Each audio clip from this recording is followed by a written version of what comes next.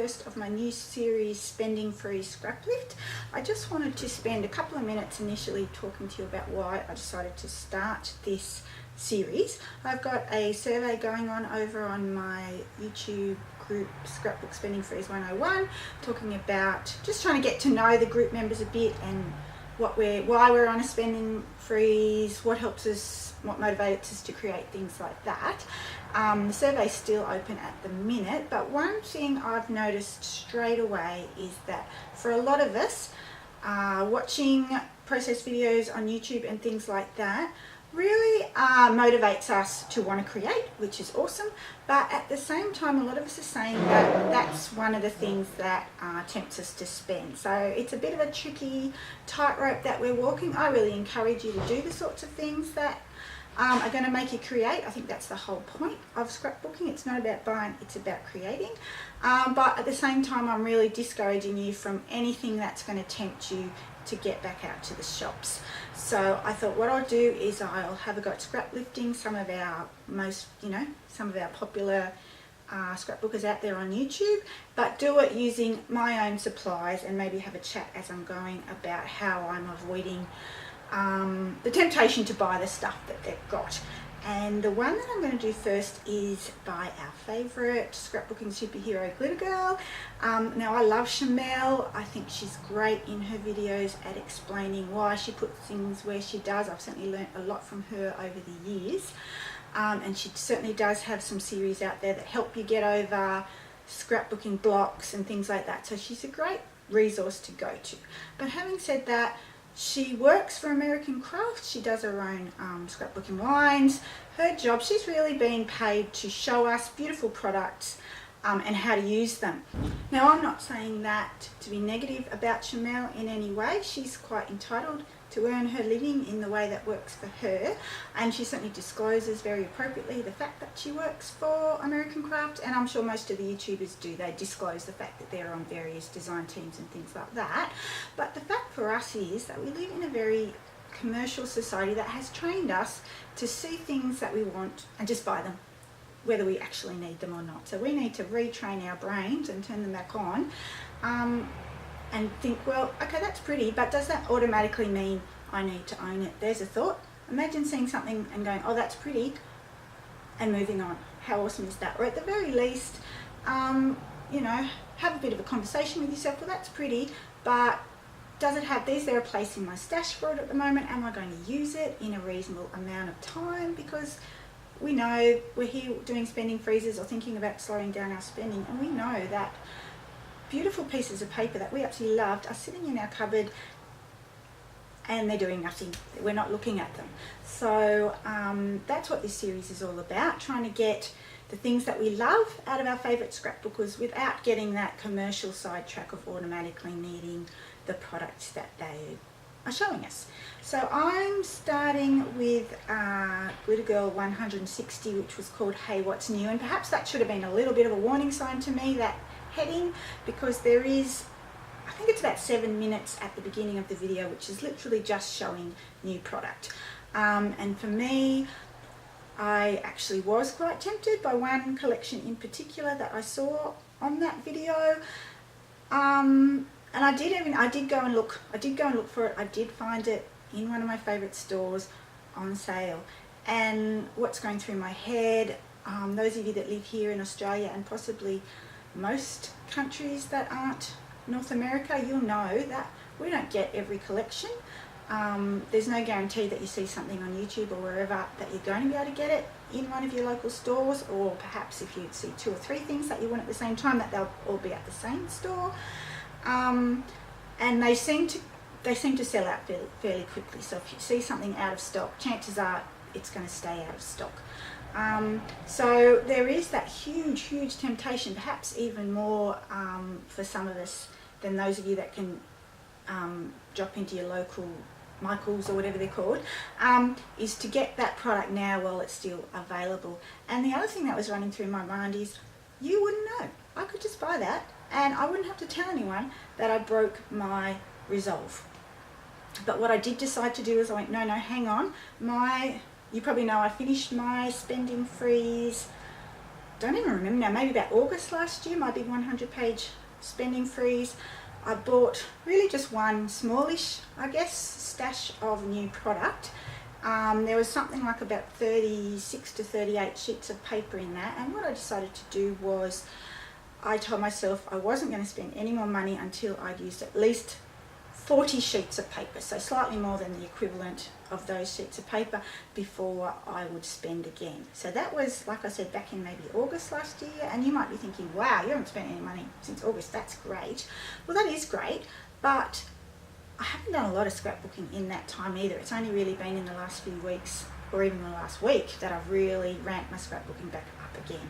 And there's really no place, if you're not doing the craft, to be bringing in the product. I'm sorry, but that's, you know, that's just the way it is. So what I've decided to do, obviously, is I'm sticking to my resolve. If I use those 40 sheets of paper while that sale is still on, then I can get some of that product perhaps. If I don't get that done, or it's sold out before I get a chance to buy it, well, you know what?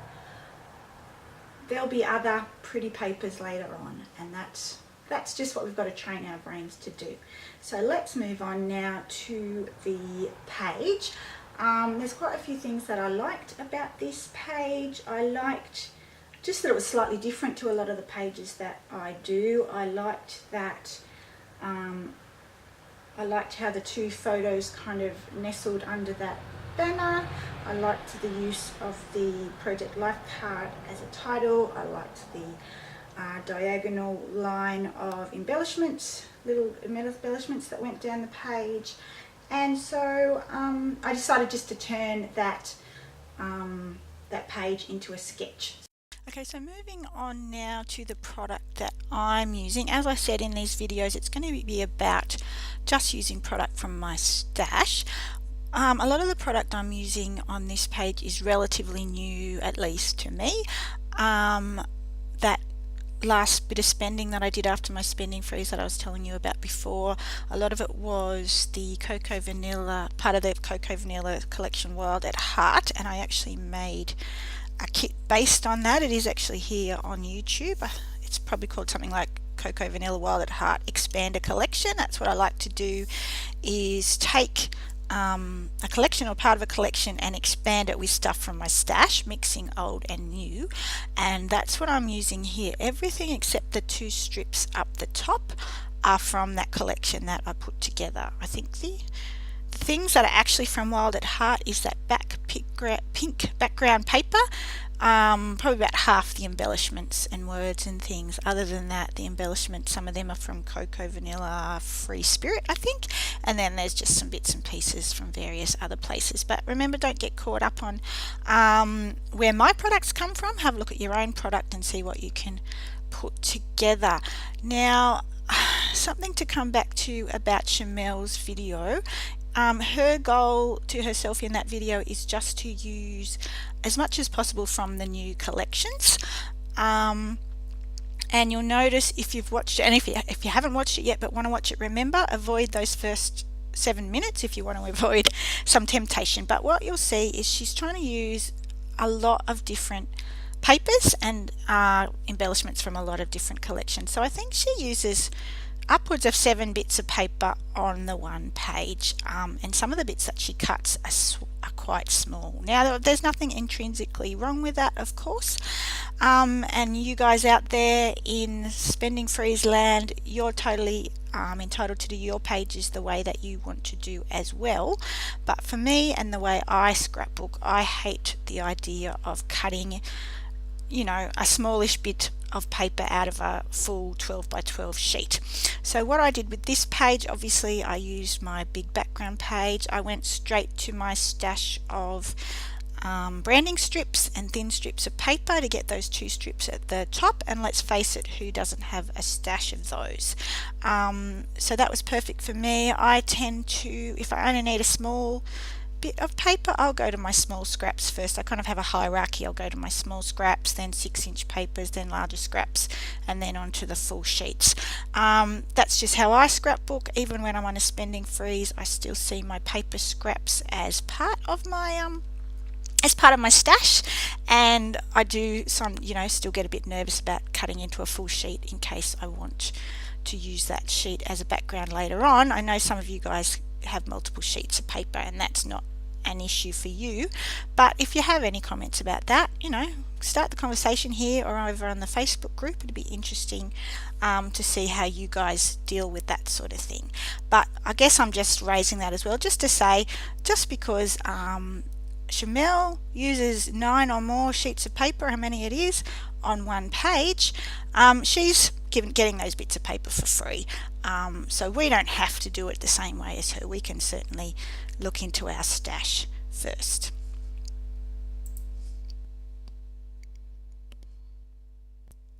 Well guys, once again, thanks so much for watching and listening to me rabbiting on. I really hope that you find this new series helpful and there's some ideas for you to be going on with. If you do your own spending free scraplift, I'd love to, I'm sure we'd all love to see your results over in the Facebook group, whether you do the same page, Scraplift, the same page as me, or anyone that you like. We'd love to see it.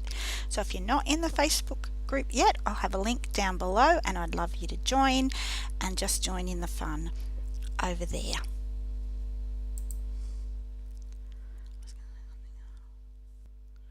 So I did get pretty excited about this idea for this new series, and possibly the fact that I may be able to buy some new product if I get enough paper used up.